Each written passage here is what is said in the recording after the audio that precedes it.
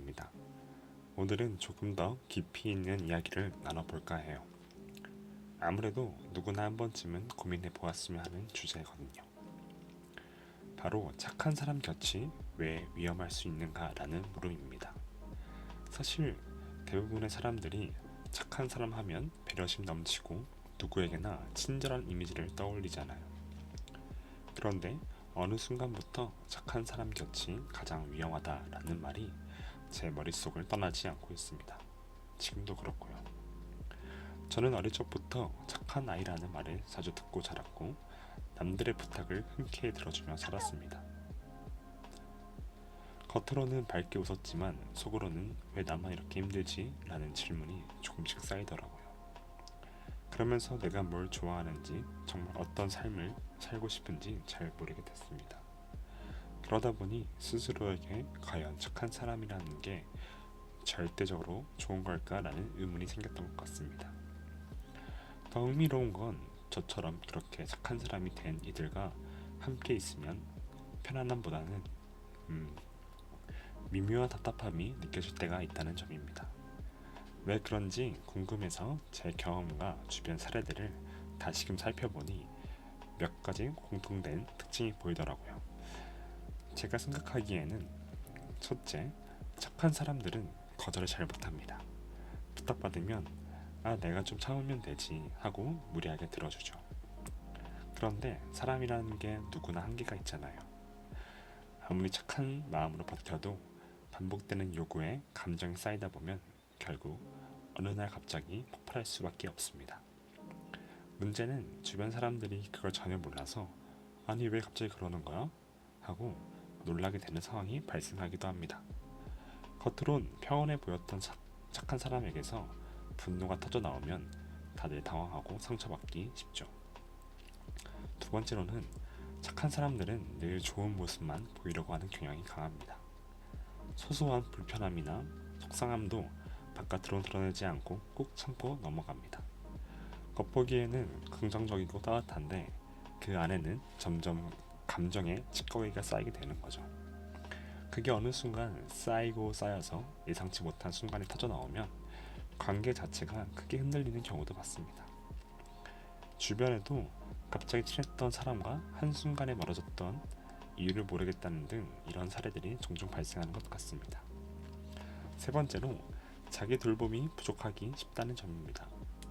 착한 사람들은 주변 모두에게 최선을 다해 주려 하지만 정작 자기 자신을 돌볼 시간을 제대로 갖지 못할 때가 많습니다.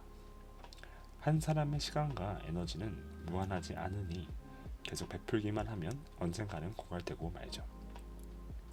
그러면 번아웃이나 우울감 같은 심리적 고통에 시달릴 위험이 높아지고 가령 하루 종일 다른 사람들을 챙기고 나면 막상 자신을 위한 시간이 거의 없으니 마음이 텅 빈 그런 허무한 느낌이 들어버리는 거죠. 그렇다면 착한 사람이 되지 말아야 하는 걸까? 라는 질문이 나올 수가 있습니다. 저 자신에게도 하는 질문이지만 저는 착함 자체가 나쁘다고 생각하지 않습니다. 다른 사람을 배려하고 선의로 대하는 마음은 서로를 행복하게 만든다는 사실은 변함이 없다고 생각합니다. 다만 그 착함이 건강하게 발휘되려면 내 감정을 솔직하게 인정하고 필요하면 거절할 수 있어야 합니다. 예를 들어 누군가 이것 좀 대신해 줄래 하고 너무 부담되는 부탁을 할 때 미안하지만 이건 힘들어 라고 말할 수 있는 용기가 필요한 거죠. 중요한 것은 자신에게 자주 질문을 던지는 거예요. 지금 내가 화가 나는 건 아닐까? 이 부탁 사실은 너무 버겁지 않았나? 하고요. 평소에 이런 자기 대화를 하다 보면 감정이 쌓이기 전에 미리 해소하거나 표현할 기회를 찾을 수가 있어요. 감정을 묻어두고 참기만 하면 결국 크게 폭발하거나 무기력함에 빠지기 쉬워요. 어떨 땐 종이에 간단히 오늘 있었던 일과 느낀 감정을 써 내려가는 것만으로도 마음이 한결 편해지더라고요. 그리고 자기 돌봄을 항상 우선순위에 둬야 해요. 보통 착한 사람들은 자신을 챙기는 걸 이기적이라 생각하거나 남들한테 미안하다고 여기는 경우도 많습니다. 하지만 사실 자기 자신을 돌보지 않으면 결국 주변에게 해줄 수 있는 것도 한계가 생기기 마련입니다. 좋아하는 취미 활동을 하거나 몸을 움직여 운동을 하거나 혹은 조용히 책을 읽는 시간이라도 충분히 가져야 합니다. 제가 하루 30분 정도 조용히 산책하는 것을 좋아하는데요. 이렇게 하면서 주변에 더 여유로운 태도로 다가갈 수 있게 되는 것 같습니다. 정말 본인 삶에 여유가 없다면 정말 모든 것이 부정적이고 버겁기만 느껴지더라고요. 결국 착한 사람 곁이 가장 위험하다는 말은 착한 사람이 자기 내부에 지친 마음을 계속 숨기다가 어느 날 갑자기 한꺼번에 무너지는 걸 표현하는 거라고 생각합니다. 그때는 착한 사람 자기 자신도 힘들고 주변도 놀라고 상처받으니 서로에게 좋을 게 없죠. 이를 막기 위해서는 적절한 거절과 솔직함이 꼭 필요한 것 같습니다. 감정을 숨기기보다 적절히 표현하고 힘든 부탁엔 안 돼 라고 단호히 말할 수 있어야 착한 마음도 오래도록 유지할 수가 있습니다. 하지만 착함 자체는 여전히 소중하다고 믿습니다. 왜냐하면 우리는 누군가가 베풀어주는 친절과 배려에 의해 위로받기도 하고 더 나은 사람이 되어보려고 다짐하기도 하잖아요. 착함은 분명히 세상을 따뜻하게 하는 아름다운 힘입니다.